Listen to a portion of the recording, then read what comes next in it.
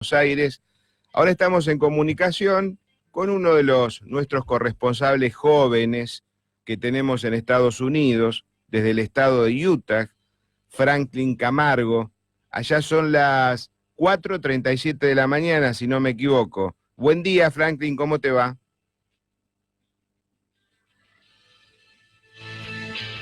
Franklin, ¿me escuchás? Buen día.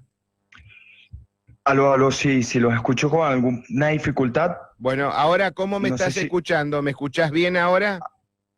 sí, ahora le escucho mucho mejor. Bueno, de acuerdo. Buen día, ¿cómo andás, Franklin? Todo muy bien, ¿y ustedes cómo andan? Bien, todo bien, esperando ansioso ahí tu comunicación. Bueno, mira, vamos a hablar sobre, allá en Estados Unidos se está festejando la Acción de Gracias, es una fiesta conmemorativa que se aplica permanentemente ahí en Estados Unidos. Digo que se aplica en el buen sentido de la palabra, ¿no? O sea, es una tradición norteamericana. Y la vamos a tener relacionada con el consumo, y el consumo es capitalismo, es lo que siempre el marxismo va rechazando, rechaza lo que es el capitalismo. Pero vamos a buscar una relación entre lo que es la acción de gracias, el consumo, y en sí qué tiene que ver el capitalismo en todo esto. Entonces, a ver, explícanos, Franklin, el temita este. Sí, bueno, en primer lugar, lo que hay que decir es que el Día de Acción de Gracias es una fiesta nacional, probablemente la más importante aquí en los Estados Unidos. Se ha extendido incluso a otras naciones, tales como Canadá u Holanda, pero obviamente en menor intensidad a como ocurre aquí adentro de los Estados Unidos. ¿Cuál es el origen del Thanksgiving Day o el Día de Acción de Gracias, a lo que sería a nuestra traducción? Y es que se basa en la fiesta de la cosecha que celebraron los colonos ingleses en 1621. Es decir, estamos diciendo algo que ocurrió hace casi 400 años, 398 años para ser exactos.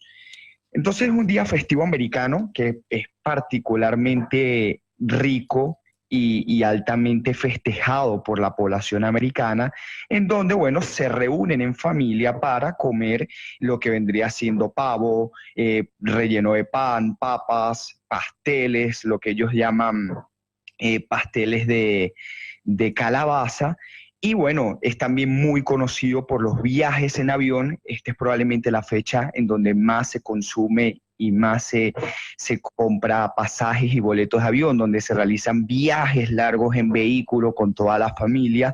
Y son las vacaciones, de hecho, más ocupadas del año, porque la familia encuentra una gran oportunidad para reunirse y dar gracias.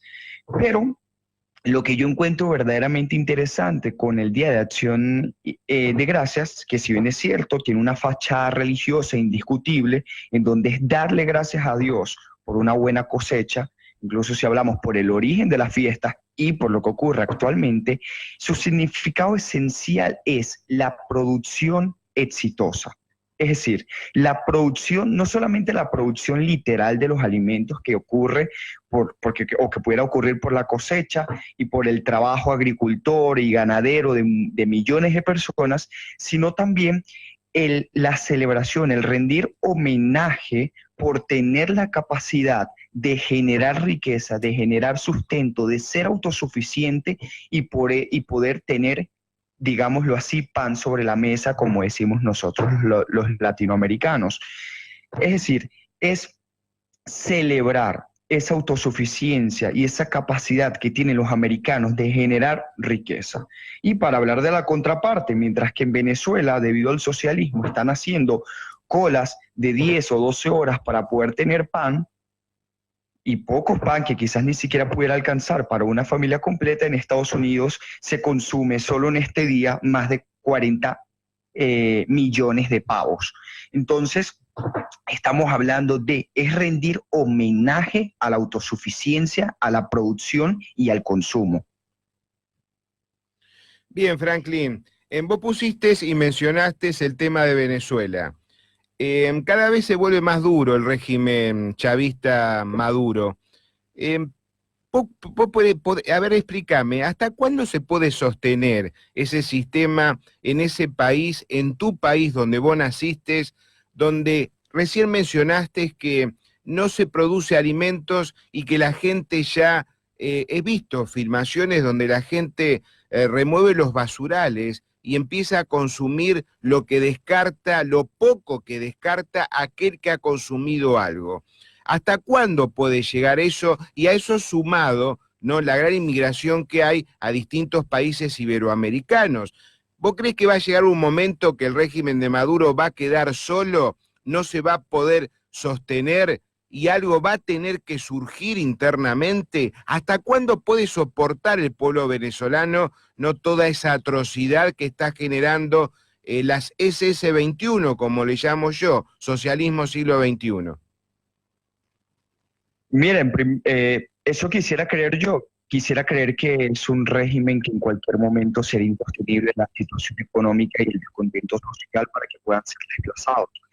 No solamente porque fue el país que me vio crecer, que me vio nacer eh, durante toda mi vida, excepto los últimos 7 u 8 meses, sino también porque tengo muchísima familia allá que está sobreviviendo a duras penas. Como bien tú lo decías, es un país que está atravesando una crisis económica eh, increíble, una escasez de alimentos paupérrima. Y bueno, esto se ha traducido obviamente en que es el país con la inflación más alta del mundo.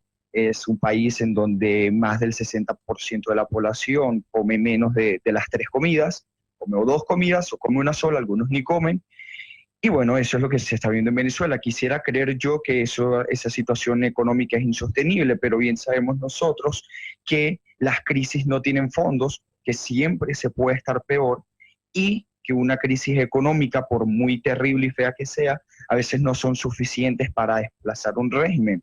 En Cuba tienen más de 60 años con un régimen socialista y yo la verdad, a pesar obviamente de tener esperanzas, y de creer que puede surgir un cambio en Venezuela, también creo que, bueno, también pudiera suceder que el régimen de Nicolás Maduro pudiera afianzarse con tal fuerza de permanecer muchos más años en el poder.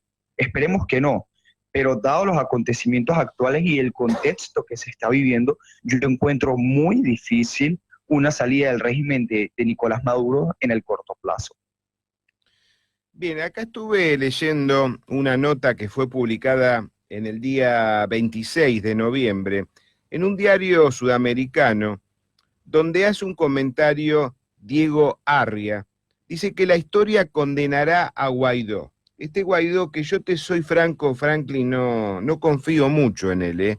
Está claro que no, hay cosas que está haciendo que para mí no conforma lo suficiente como para que sea un contrincante o el enemigo de Chávez.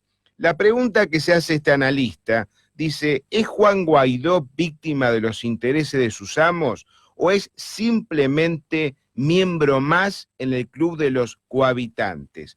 Y después se desplaya, te voy a mencionar un parrafito, dice: Juan Guaidó ha contado con 3 conglomerados de respaldo político durante su gestión de casi un año, en el 4G, conformado por Voluntad Popular, Acción Democrática, Primero Justicia y Un Nuevo Tiempo, la comunidad internacional liderada por Estados Unidos y el Grupo de Lima, y un sector opositor incómodo que se ha convertido en una suerte de conciencia de la que ha decidido prescindir. Bien, y después va avanzando, ¿no? Menciona a María Corina Machado, Diego Arria y Antonio Ledesma. Pero el tema que sospechan de Juan Guaidó, dicen que no tiene o no quiere avanzar lo suficiente como para voltearlo a Maduro, porque lamentablemente a ese régimen hay que darlo vuelta sí o sí. ¿Vos pensás lo mismo, Franklin, de que Juan Guaidó no tiene la suficiente fuerza o no quiere avanzar porque hay ciertos intereses? Porque hay que destacar que Juan Guaidó también es parte de la izquierda, ¿no? Sí, absolutamente. Yo empecé a desconfiar de Juan Guaidó desde el mismo momento que veo que es un socialista más, que pertenece a un partido político inscrito en la Internacional Socialista. En el 2014 viajó, de hecho, a la Internacional Socialista. Entonces, obviamente, mi desconfianza de Juan Guaidó parte desde ese mismo momento.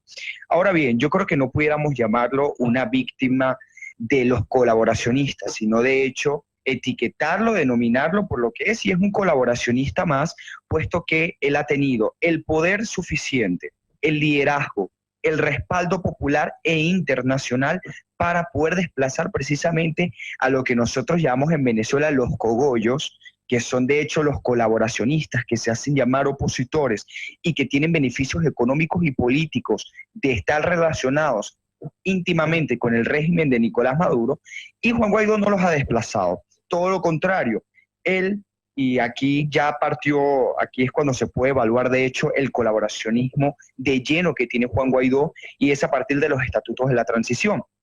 Juan Guaidó estableció que el gobierno de transición, más que estar liderado por él, obviamente él iba a ser la figura política, iba a estar liderado por los partidos políticos principales de la Asamblea Nacional.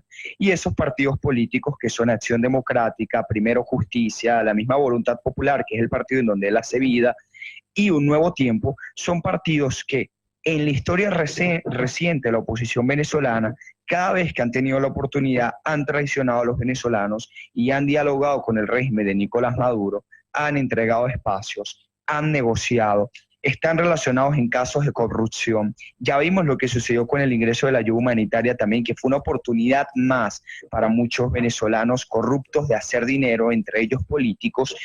Y cuando vemos de hecho un desprecio y la manera de ignorar del gobierno de transición a líderes como María Corina Machado, Antonio Ledesma, incluso Diego Arria, ahí es cuando podemos observar que de hecho tiene un desprecio hacia esa ala de la oposición, lo que llaman radicales, que yo de hecho los etiqueto como coherentes.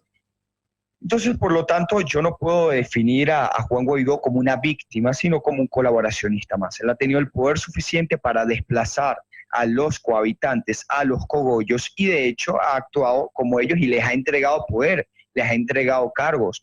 Uno de los que están relacionados precisamente con los casos de corrupción ha sido llamado como embajador de Colombia. Entonces, por supuesto, lo de Juan Guaidó es colaboracionismo puro. Bien, habíamos iniciado la emisión hablando sobre la acción de gracias y el capitalismo en Estados Unidos. Decime, los extranjeros que están escapados de Venezuela por la situación asesina que está ahí imponiendo el régimen SS-21, cuando ustedes llegan a Estados Unidos, dame respuestas cortitas. Estados Unidos les abre las puertas de par en par, ¿verdad? Sí. Bien.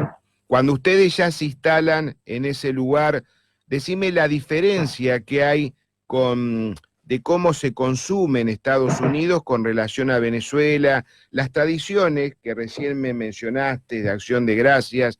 Decime cómo es el capitalismo en sí dentro de las entrañas de Estados Unidos, que es un fiel ejemplo y un excelente ejemplo para todo el mundo. ¿Cómo te sentís vos ahí dentro de ese capitalismo? ¿Cómo te manejás dentro de ese capitalismo?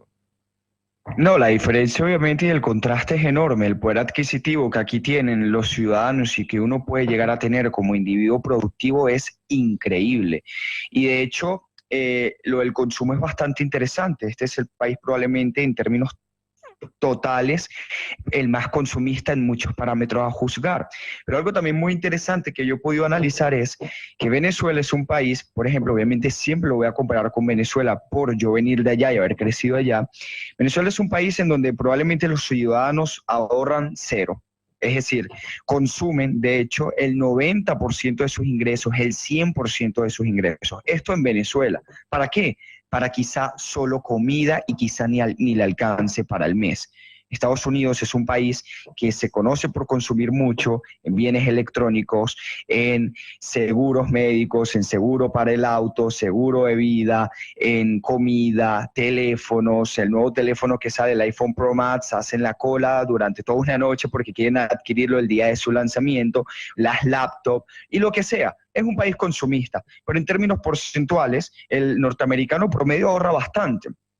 Entonces, obviamente yo creo que el tipo de consumo que le gusta a los socialistas es aquellos que nada más te alcanza para la comida y poco menos o poco más. Y en Estados Unidos, que es etiquetado como ese país consumista, es precisamente un país en donde, si bien es cierto, las personas les gusta tener un reloj a través del cual puedan hablar por teléfono y puedan pagar en una tienda física, también es un país en donde hay muchísimo ahorro. Porque al fin y al cabo el capitalismo es eso, por supuesto, es consumo, pero también es ahorro. Y es algo muy increíble e interesante cuando lo estás viviendo aquí.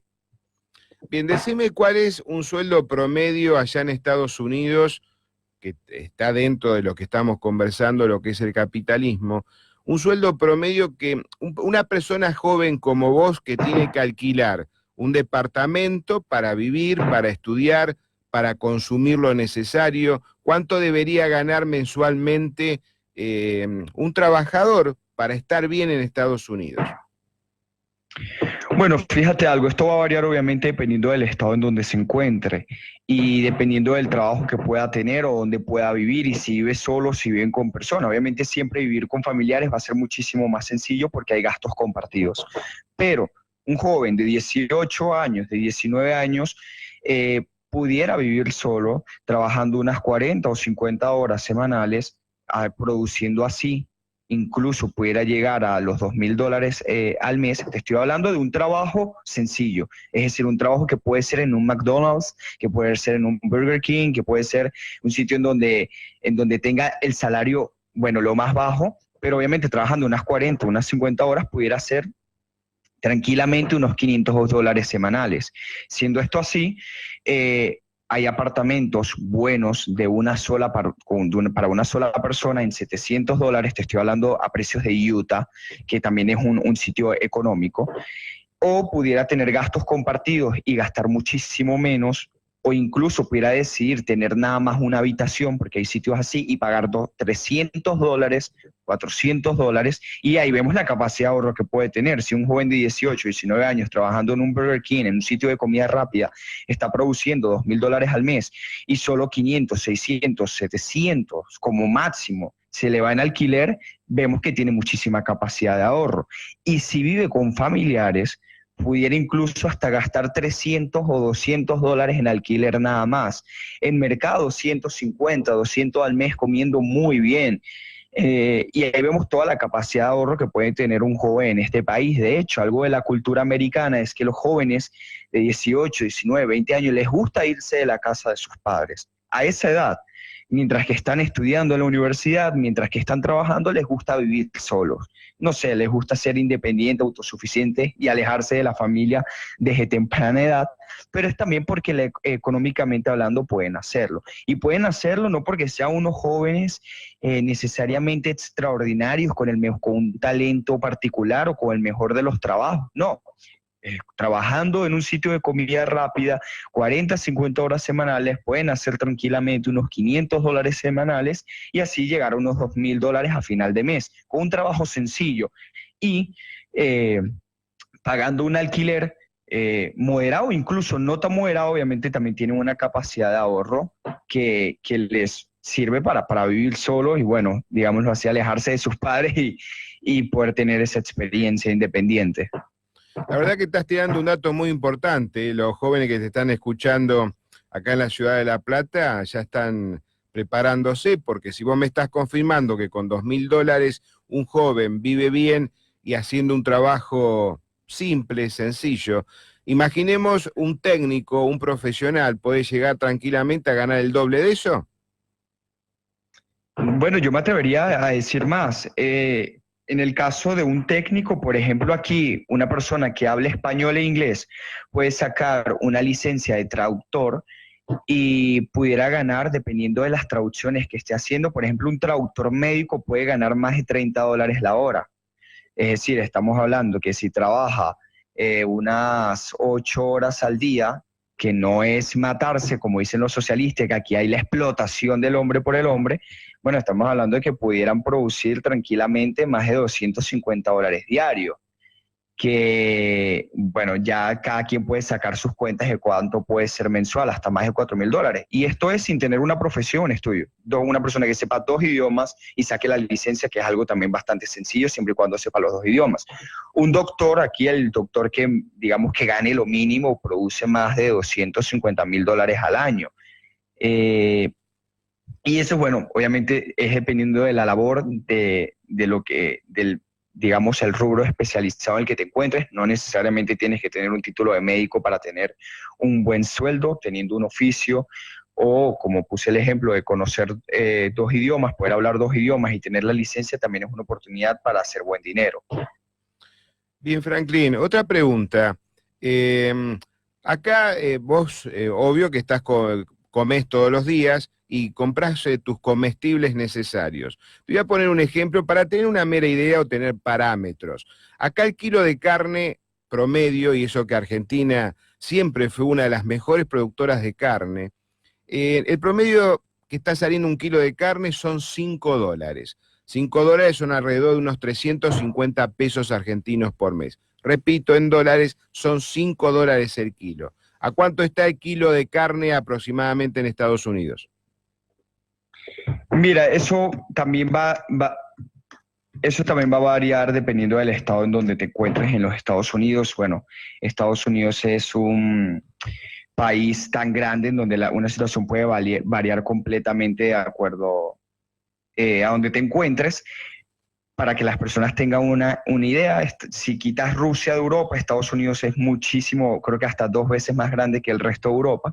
Pero aquí, por lo menos en Utah, hablándote de Utah, sé que, para darte un ejemplo con el pollo, el kilo de pollo está en unos $7. Muchos dirán, bueno, pero es más costoso que quizá lo que pueda hacer en Argentina. Sí, pero estamos hablando que $7, un joven trabajando en un McDonald's, teniendo 16, 17 años, trabajando 1 hora, hace más dinero para comprar un kilo de pollo. O sea, por 1 hora de trabajo le sobra el dinero para comprar un kilo de pollo. Y, por ejemplo, entiendo que Utah, de hecho, en el tema de la carne y el pollo, no es tan económico como otros estados como Texas. Ajá. Tengo entendido que Texas, que se da muy bien la ganadería, los precios son muchísimo menores. Ah, Y de bueno, eso es acuerdo. para que tenga una idea. Yo personalmente no gasto más de 150, $200 cada 31 días en mercado, lo cual, para una persona de mi edad que tenga un trabajo sencillo, que esté estudiando o que tenga planes de estudiar y que todavía no tenga una carrera en sí. Bueno, yo estudiaba medicina en Venezuela, pero no pude terminar mi carrera porque de hecho me expulsaron de la universidad por razones políticas. Yo personalmente no gasto más del 10 o 15% de mis ingresos en alimentos, lo cual obviamente, bueno, es para que puedan tener una vara que medir. Y yo soy un inmigrante y soy joven y tengo planes, y estoy estudiando inglés en estos momentos. Tengo planes de ingresar el próximo año a lo que aquí llama el school, que no es más que la universidad. Y bueno, Muy bien, Franklin. La verdad que la información que estás desperdigando es más que interesante. ¿Pero has retomado tus estudios de medicina o no ahí en Estados Unidos? en estos momentos estoy estudiando inglés. Estoy por hacer además el curso TOEFL, que es, bueno, ya digamos, la prueba para poder ingresar a la universidad. Y bueno, aquí para estudiar medicina primero tienes que ir al school, que son 2 o 3 años estudiando, digámoslo así, una carrera de menor calibre que medicina. Aquí en Estados Unidos, bueno, digámoslo así para ponerlo en el ejemplo latinoamericano, es como que si primeramente debes estudiar una carrera no necesariamente técnica, hay carreras que la dan como economía de una vez en el school, pero sí carreras como el derecho o como la medicina no las puedes estudiar directamente, sino que primero debes estudiar, bueno, una, digamos, una precarrera, por llamarlo de alguna forma, que pudiera ser, por ejemplo, business, está allí, aunque business sabemos que es una carrera muy completa, negocios o economía, pero también hay como premedicina, de hecho, o puedes estudiar biología u otras carreras de ese tipo que son 2 o 3 años para luego poder ingresar como es a la universidad. Aquí no se puede entrar directamente a estudiar medicina simplemente con haber salido y haber sido graduado del high school. Bien, Franklin. Mira, la próxima, a ver si vos estás de acuerdo. porque también es parte del capitalismo, ¿no? Porque acá estos marxistas recalcitrantes se la pasan en contra, hablando en contra del capitalismo, pero aquellos marxistas que nos escuchan, fíjense en un joven con $2.000 vive muy bien y solamente una sola persona consume y gasta en el supermercado solamente 200 o $300. Vamos a hacer así números, porque si no va a decir, no, no puede ser. Una buena habitación, $700 de alquiler, el consumo, $1.000, o sea que le está sobrando a estos jóvenes alrededor de u $800 por mes como para ahorrar. ¿Qué te parece, Franklin, en la próxima? Hablemos sobre diferencias entre los valores de alimentos que hay acá en Sudamérica, especialmente en la Argentina, con los valores que tenemos ahí en tu estado, en Utah. ¿Te parece bien? Sí, ok, me parece excelente. Bueno, productos así, por ejemplo, verduras, harinas, fideos, como para tomar una relación. Mirá, te aclaro lo siguiente. Vos decís que estás ganando, vos no, los que trabajan allá, los chicos, lo mínimo son $2.000 y viven excelentemente bien. Para ganar $2.000 acá son aproximadamente unos 170.000 pesos. ¿Sabés quiénes son los que ganan 170.000 pesos? Los del Poder Los Judicial, políticos, los claro. políticos, ¿no? Algún CEO de alguna empresa importante, pero lo que llamamos administración pública son los políticos, los jueces, los fiscales, esos son los que ganan $2.000. Vos fíjate que acá tenemos sueldos mínimos de $200, Franklin. Imagínate cómo han degradado todo. Bien, como siempre, has sido muy atento. Nos vamos a preparar para la próxima. Ahora por línea privada nos organizamos y que te vaya bien. Muchísimas gracias. Muchísimas gracias a ti, un placer y bueno, hasta la próxima. No cortes, por favor.